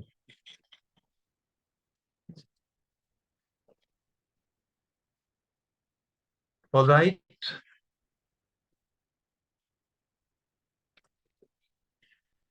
हरे कृष्णा श्री गुरु प्रणाम। हरे कृष्ण। श्री गुरु इस भाव राज्य में बह रहे हैं या कह सकते हैं कि उड़ रहे हैं, योग्यता न होते हुए भी। फिर भी साधकों की तरफ से बहुत प्रश्न आते हैं। जब आपने विधि विधान के बारे में आज बोला तो वही एक प्रश्न पूछना चाहती हूँ श्री गुरु। जैसे संसार में हम रहते हैं तो एक तो सुआ और एक सूतक, फिर श्राद्ध और एकादशी पालन में इस तरह के जो ये विधि विधान या विधि निषेध का पालन करना पड़ता है, ये किस हद तक मतलब होना चाहिए? क्योंकि साधक काफी बार प्रश्न पूछते हैं। जो नित्य नैमित्तिक धर्म है उससे गृहस्थाश्रम के लिए विशेष लागू होते हैं। लोक संग्रह के लिए धर्म की परंपरा सुरक्षित रहे, वैदिक धर्म जो हमें असत से सत की तरफ मोड़ना चाहता है ना, सभी तो असत में फंसे हैं अनंत काल से। हठात तो एकदम कोई शाश्वत धर्म को, परम धर्म को अंगीकार नहीं कर सकता। धर्म की प्रतिष्ठा पर आने से सत्संग के माध्यम से वैदिक धर्म की वैदिक धर्म की एक जो विशेष मुख्य लाभ है वैदिक धर्म का पालन करने से, कि वहां पे अतिथि साधु संघ महत्पुरुषों का सत्कार होता है ना। तो जो धर्म में प्रतिष्ठित है उसे जब महत संघ की प्राप्ति होगी तो वो परम धर्म को उपलब्ध कर लेगा, महत महत पुरुष के अनुगत्य में आकर, उसके मार्गदर्शन में आकर। तो जो महत पुरुषों के अनुगत्य में आ गए हैं उनके लिए फिर जो नित्य धर्म है, मतलब स्वाभिष्ट भाव को पुष्ट करने वाले जो अंग हैं, उनको हम आग्रह पूर्वक उनका पालन करेंगे। प्रीतिस्तद वसति स्थले, नाम गाने सदा रुचि, आसक्तिस्तद गुणाख्याने। ये जो भक्ति के स्वाभिष्ट को पुष्ट करने वाले अंगों का पालन करेंगे। जो दूसरे नैमित्तिक है धर्म, श्राद्ध इत्यादि, जो पूजा विधान, अनेक प्रकार के अनुष्ठान, उनमें केवल कर्तव्य बुद्धि रह जाती है लोक संग्रह के लिए। ना भगवान क्या कहते हैं कि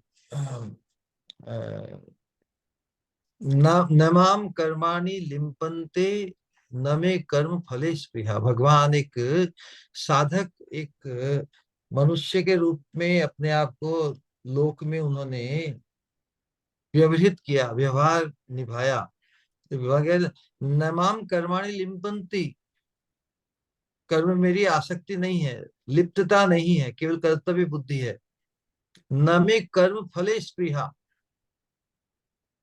न कर्म करके उसका फल प्राप्त करने की स्पृहा है। तो फिर क्यों करते हैं जी आप कर्म? यदि श्रेष्ठ व्यक्ति यदि कर्म को छोड़ देगा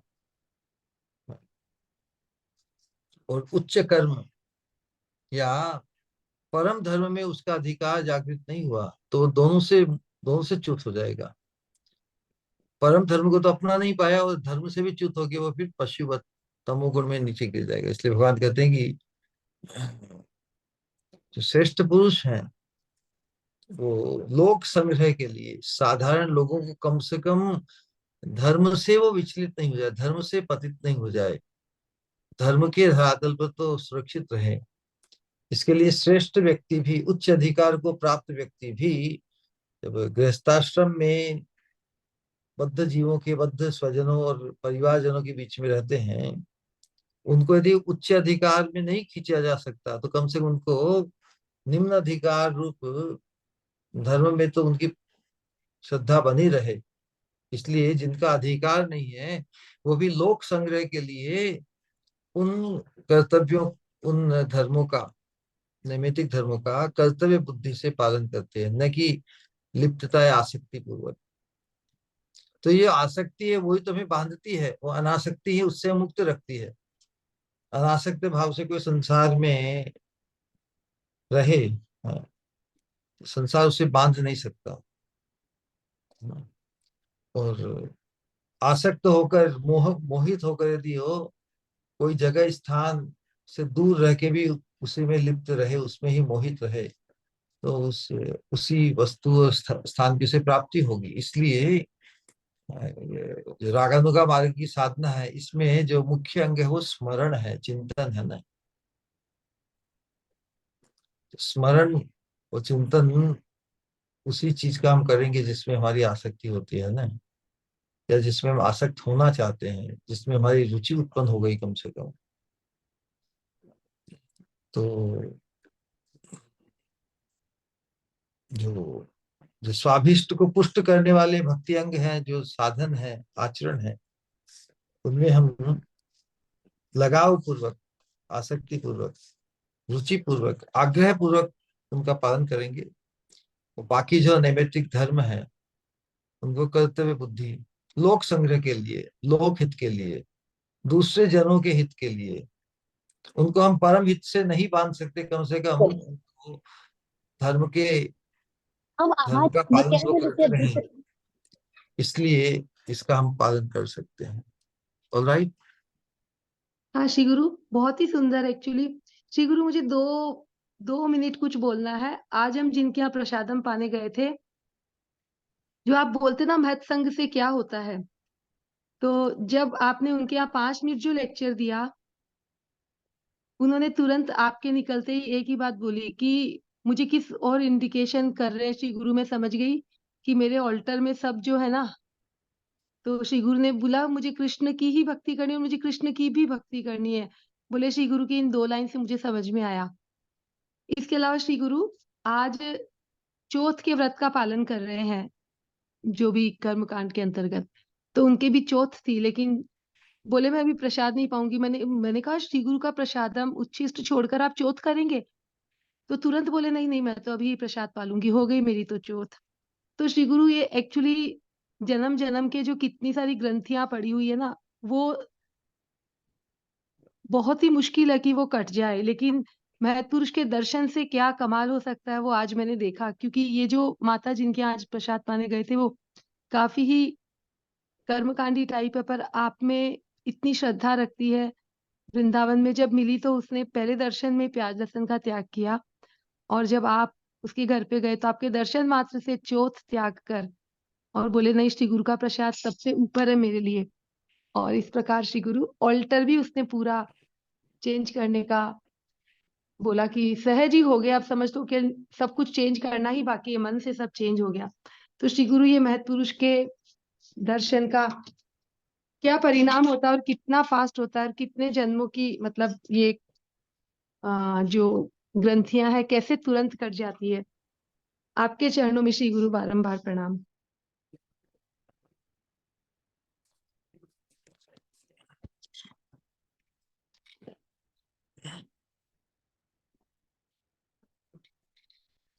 वास्तव में जो जो ग्राहक होता है, जो ग्रहण करता है, महिमा तो उसी की है ना। वो महिमान्वित होता है, उसके कारण ही महत्पुरुष की आख्या किसी को प्राप्त होती। यदि कोई ग्राहक ही नहीं हो तो कौन पहचानेगा महत्पुरुष को ना। श्रील प्रभुपाद तो जिन्होंने स्वीकार किया, उनके उपदेश को जिन्होंने ग्रहण किया, उस ग्रहण करने की जो परंपरा चली पूरे विश्व में छा गई ना। तो वास्तव में यही बताया है कि संसार में की जो रीति है ना, ये वर्तमान युग है प्रोपेगेंडा का है। तो प्रोपेगेंडा में जो जितना बड़ा प्रोपेगेंडा कर पाए, लौकिक दृष्टि में तो वो उतना ही बड़ा माना जाता है। तो जो आंतरिक निष्ठा है वो तो व्यक्तिगत अपनी संपत्ति है, लेकिन फिर भी महत्पुरुषों से हमें जो लाभ है, उस लाभ की जो पराकाष्ठा है, हमारी जो परंपरा है चैतन्य महाप्रभु के चरणाश्रित होने की है। तो चैतन्य महाप्रभु के चरणाश्रित होने का जो परम लाभ है, राधा रानी के कैंकर्यत्व की प्राप्ति। तो इस लक्ष्य को, इस साध्य को सिद्ध करने के उद्देश्य से जो महत संघ को अंगीकार करता है, वो परमतम लाभ को पा जाता है। वैसे साधारण लाभ तो सभी जो गुरु पादाश्रित होते हैं सबको मिलता है साधक बनकर, लेकिन जिस लक्ष्य को महाप्रभु हमें देने आए हैं, जिस साध्य को सिद्ध करने के लिए महाप्रभु हमें प्रेरित करने आए हैं, उसके प्रति हमारा आग्रह है, उसके प्रति हमारा आकर्षण उत्पन्न हो, यही महत संघ का परम लाभ कहलाएगा। अदरवाइज महत संघ को पाकर भी हम साधारण ही बने रह सकते हैं। तो जिन्होंने इस सत्संग के माध्यम से महाप्रभु के मनोभीष्ट को पूर्ण करने में अपने आप को संलग्न करने का संकल्प दृढ़ कर लिया है, ऐसे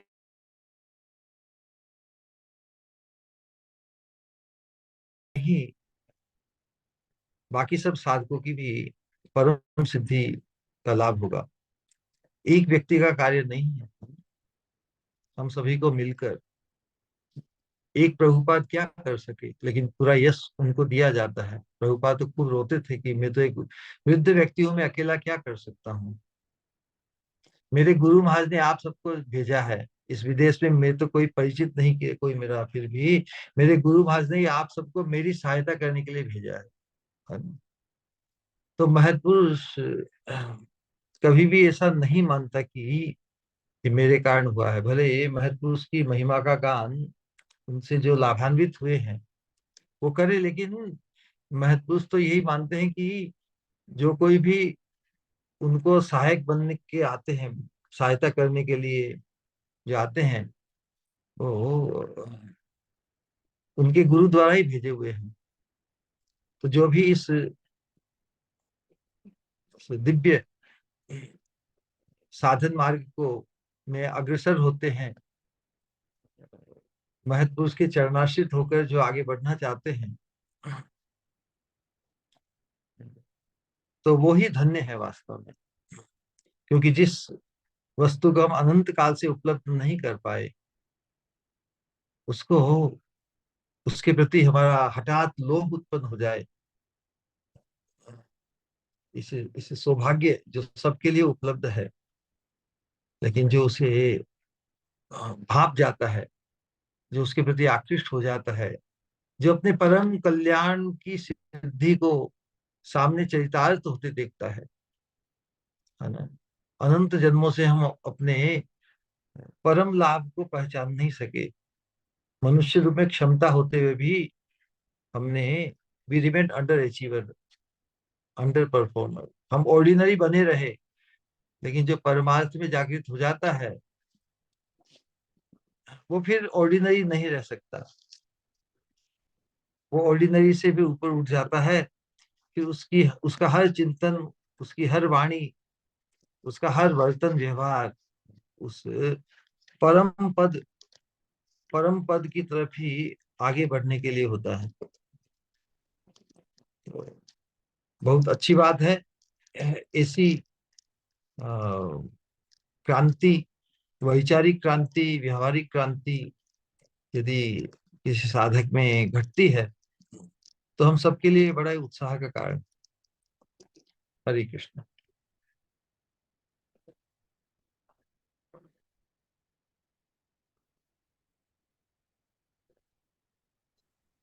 श्री गुरु, सच में अगर इस तरह का परिवर्तन न दिखे तो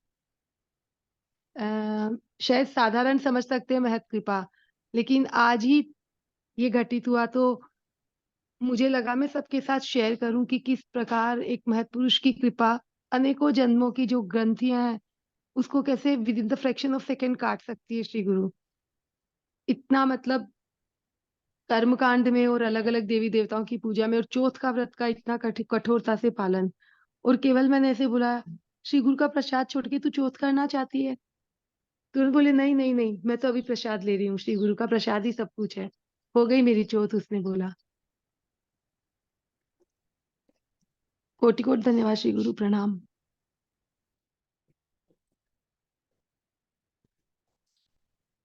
ऑल राइट देन, बोलिए हरे कृष्ण हरे प्रणाम श्री गुरु।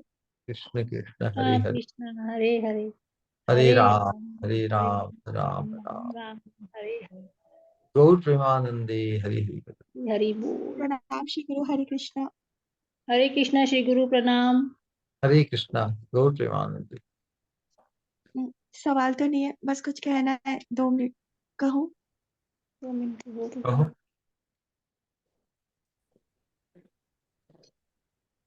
सबसे पहले तो एज यूजुअल बहुत ही अद्भुत जो भी आपने कहा, हर बारी अद्भुत से अद्भुत ही कुछ कहते हो, और जो जो बिल्कुल ही अलग होता है।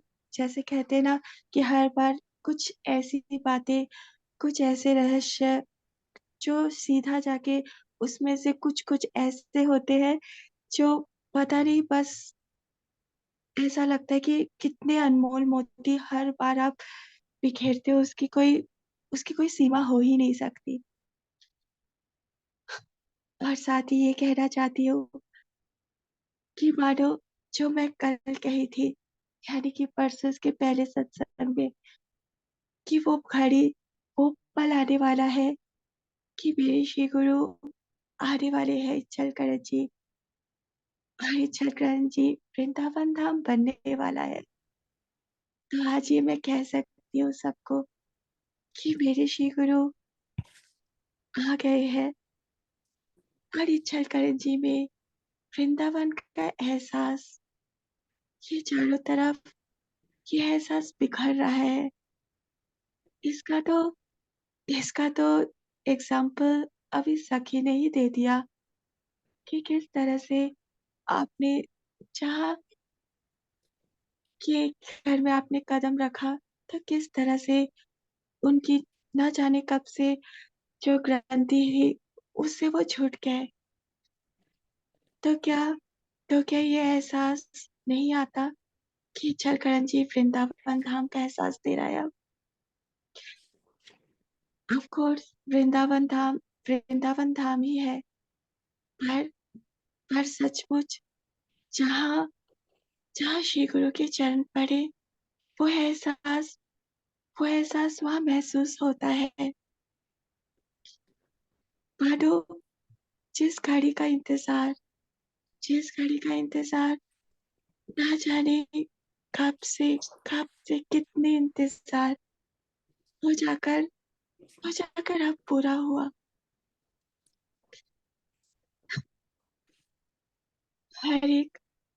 हर एक पल का इंतजार।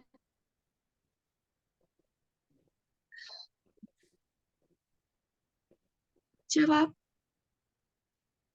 ऑफ कोर्स जैसा कि आप कहते हो कि श्री गुरु कभी दूर होते नहीं है, वो हमेशा साथ ही रहते हैं। हाँ, हमेशा साथ रहते हैं, इसमें कोई भी संशय नहीं है, क्योंकि हमेशा साथ रहते हैं और साथ रहता है उनका एहसास। इसीलिए तो जीवन की हर टेढ़े मेढ़े रास्ते भी मानो सुगम हो जाते हैं और लड़खड़ाने की घबराहट नहीं होती है। पर फिर भी जब वो साक्षात उसी शहर में आ जाए तो फिर उसका एहसास, जब वो आंखों के सामने आ जाए तो उसका एहसास, जब उनके चरणों को स्पर्श करने का उसका एहसास, उसमें तो अनमोल होता है ना, जिसका कोई मोल नहीं, जिस एहसास का कोई बराबरी नहीं। Thank you Shri Guru, thank you so much यहाँ आने के लिए, हम सब पर अपनी कृपा बरसाने के लिए, हमारी आंखों को धन्य करने के लिए।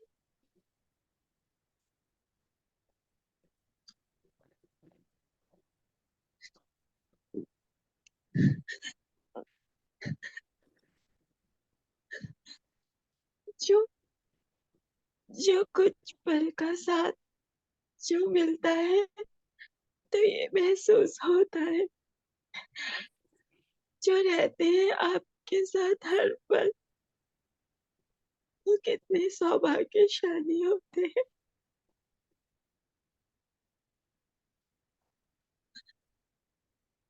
कोई कुछ भी नहीं, इसके आगे कुछ भी नहीं। ना कोई ना कोई रीति रिवाज, ना कोई डर, ना कुछ भी तो नहीं। एकमात्र श्री गुरु का एहसास ही तो अपने आप में संपूर्ण एहसास होता है, संपूर्ण, जिसमें समाया हुआ होता है हर एक एहसास। ये कहना है मुश्किल, ये कहना है मुश्किल या नामुमकिन कि पल पल कितनी कृपा आप बरसाते हो। मानो ये सिर्फ एक कहने के शब्द नहीं होते, ये एक सच्चाई है कि जहाँ जहाँ चरण पड़ते हैं श्री गुरु के, वो जगह इतनी पावन हो जाती है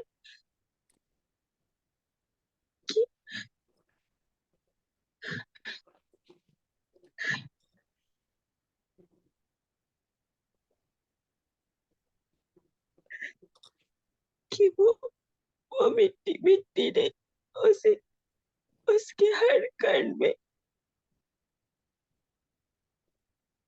क्या समा जाता है, बस उसे सिर्फ महसूस ही कर सकते।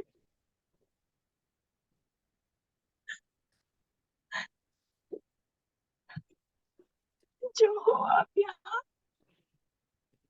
तो जो चाहो,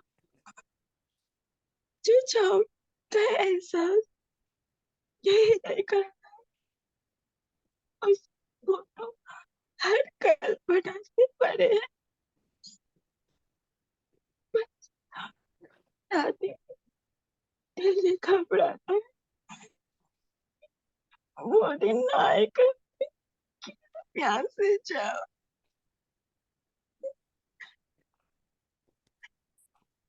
मैं यही रुक जाऊं।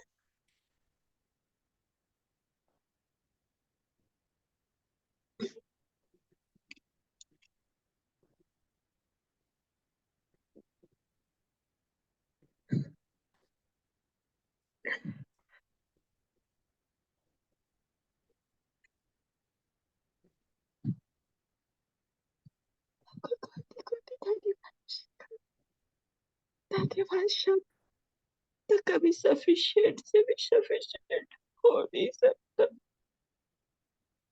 पर फिर भी मेरे श्री गुरु बनने के लिए ऐसा योग्य कोई शिष्य के रूप में अपनाने की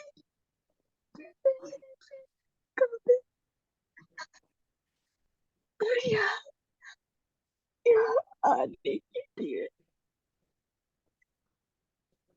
जाने के लिए।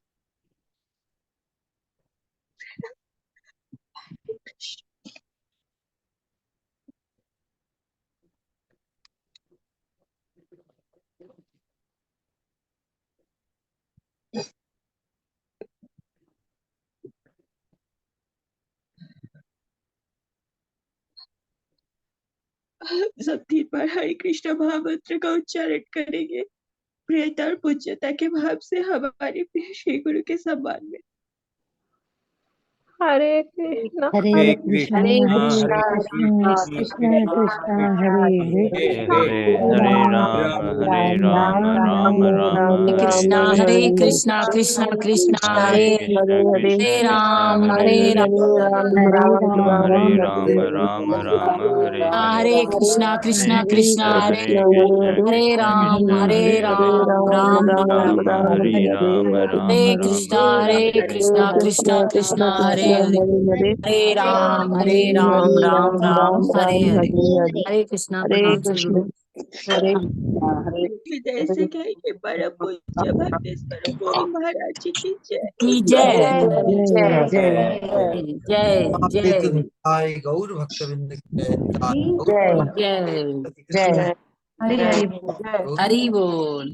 गौर हरि बोल। प्रणाम श्री गुरु प्रणाम श्री गुरु प्रणाम श्री गुरु। प्रणाम श्री गुरु हरे कृष्णा प्रणाम श्री गुरु प्रणाम श्री गुरु। गौर प्रणाम हरि हरि। हरे कृष्णा प्रणाम श्री गुरु। हरि प्रणाम श्री गुरु हरे कृष्णा महाराज चंद्र प्रणाम। हरे कृष्णा, हरि प्रणाम गुरुदेव। हरि हरि।